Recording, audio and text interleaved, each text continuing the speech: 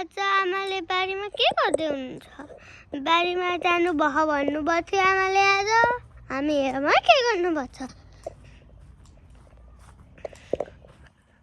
आमा हजुरले के गर्नुभयो? मैले मेथीको साग टिप्दैछु बेबी। के को लागि? खानको लागि नि, अरु के को लागि हुन्छ? किन काट्नु भएको? यो अनि काट्यो भने माटो आउँदैन नि त तलको, पखाल्न सजिलो हुन्छ नि त। अब सानो मसिनो पात छ अनि माटो माटो भयो भने त अनि झ्याउ हुन्छ नि त फेरि। त्यही भएर कस्तो छ यो साग हेर त? राम्रै हो आमा, राम्रै हो। राम्रो छ। तिमीलाई कुन साग मन पर्छ धेरै? मेथीको मन पर्छ कि रायो साग मन पर्छ? रायो साग? बाबाले पनि दुई थरीकै तरकारी पकाऊ, साग पकाऊ भन्नुभएको थियो के अरे। रायोको साग नि टिपौँला नि त अहिले। ल हुन्छ हुन्छ। ल अब अझ अलिकति टिप्छु यो, अनि त्यसपछि रायोको साग टिप्नु जानु है त? ल हुन्छ।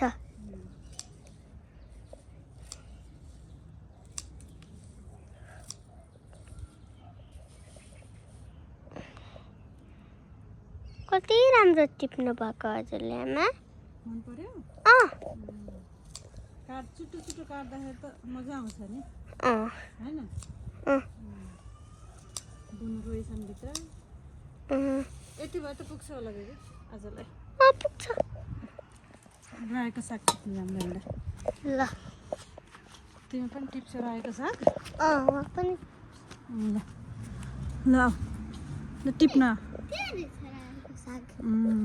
टिप।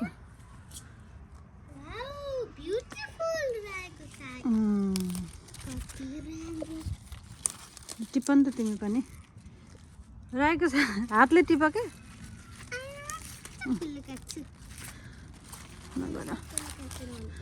हजुर चक्कुले काटेर अलि तलबाट काट है, धेरै माथिबाट नकाट है त। त्यसो भए